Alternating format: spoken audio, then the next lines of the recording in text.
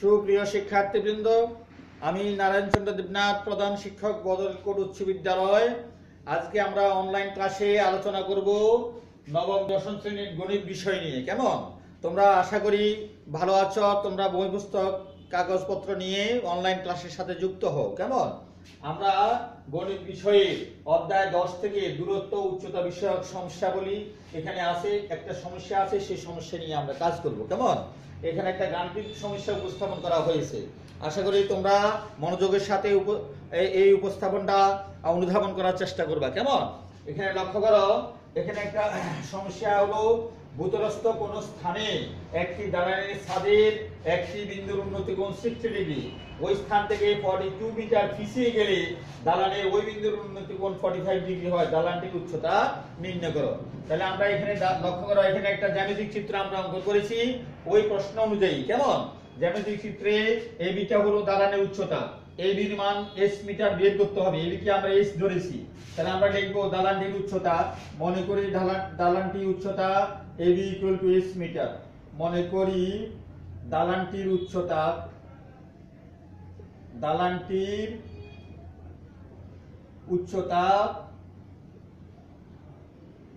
ab = s metre. কেমন?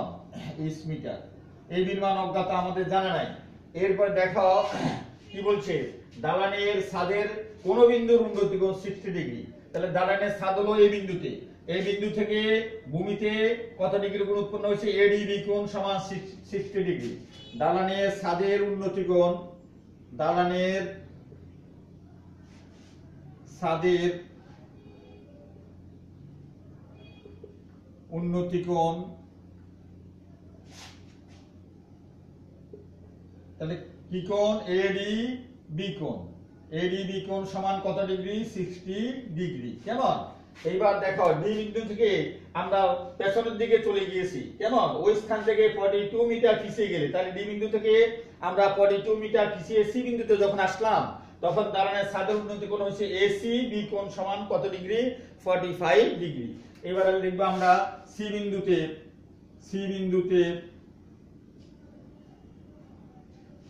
কেমন দালানের ছাদের উন্নতি কোণ, দালানের ছাদের উন্নতি কোণ নাম কি? ACB কোণ। কেমন? ACB কোণ = 45 ডিগ্রি। ACB কোণ = 45 ডিগ্রি। তাহলে আমরা লক্ষ্য করো, ডি বিন্দু থেকে আমরা কত মিটার পিছিয়ে গেছি? 42 মিটার। তাহলে ডি বিন্দু থেকে সি বিন্দুর দূরত্ব কত মিটার? 42 মিটার। সুতরাং আমরা লিখব BC = 42 মিটার। 42 মিটার। কেমন? তাহলে এই BD এর মান আমাদের জানা নাই, তাহলে BD = x মিটার। তাহলে BD = x মিটার আমরা ধরি BD = x মিটার। কেমন? আমরা ধরেছি BD = x মিটার। কেমন? তাহলে BC এর মানটা আমরা কি করে বের করব? সুতরাং BC হলো BD প্লাস BC। তাহলে আমরা লিখব BD প্লাস BC। কেমন? তাহলে ইকুয়াল BD এর মান কত পেলাম আমরা? ধরেছি কত? x metre. x plus BC এর মান আমরা দেওয়া আছে 42, তাহলে x প্লাস 42 মিটার।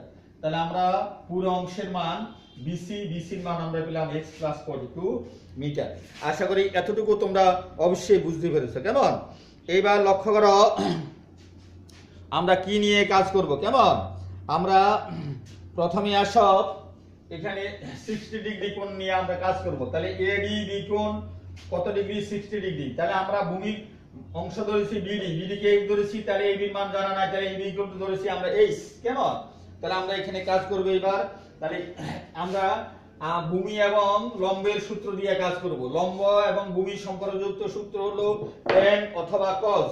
কেমন? তাহলে আমরা যদি tan ধরে কাজ করি, তাহলে সুতরাং আমরা লিখব tan ADB কোণ সমান কি হবে?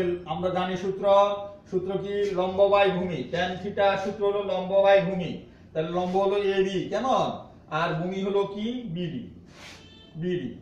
তাহলে ইমপ্লাইজ দ্যাট, তাহলে tan ADB কোণের মান কত ডিগ্রি? 60 ডিগ্রি। তাহলে 60 ডিগ্রি ইকুয়াল টু, উপরে আছে AB কে কি ধরেছি? h, আর নিচে BD কে ধরেছি আমরা x। কেমন? তাহলে এবার আসো tan 60 ডিগ্রি মান কত? √3। তাহলে √3 equal to h divided by x। কেমন? এবার যদি আমরা এখানে কি করব, বজ্র গুণন যদি আমরা করি, তাহলে বজ্র গুণন করলে আমরা কার মান পাবো? দেখো, আমরা √3 দ্বারা x কে গুণ করব, তাহলে √3 * x ইকুয়াল টু h। আমরা এখান থেকে x এর মানটা বের করব, তাহলে x equal to h divided by √3। তাহলে tan ADB কোণ থেকে আমরা x এর মানটা পেলাম h divided by √3।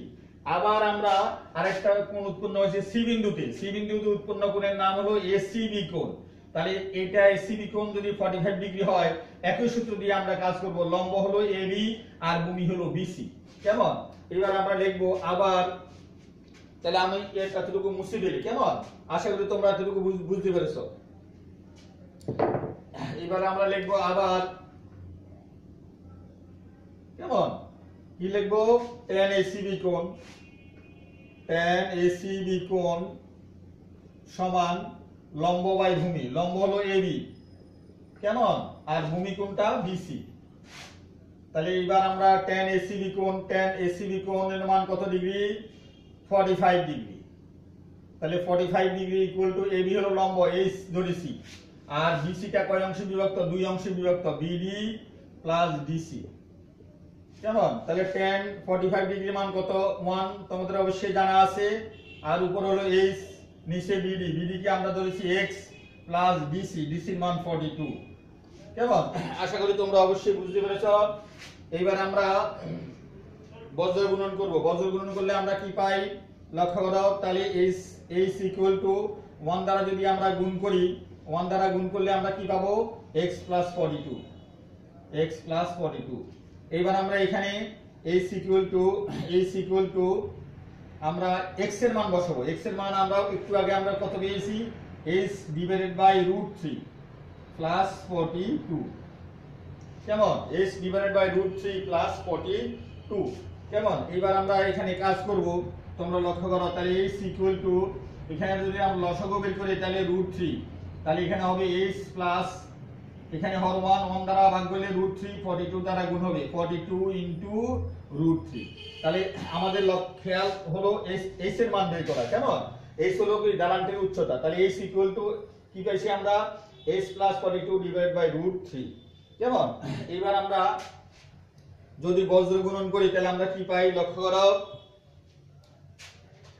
implies that √3 দ্বারা h কে গুণ করলে √3h equal to h plus 42 √3, h plus 42 √3। তাহলে implies that, তাহলে √3 ইনটু h আছে এখানে প্লাস, আগে আসলে মাইনাস, আর এই পাশে থাকবে 42 √3।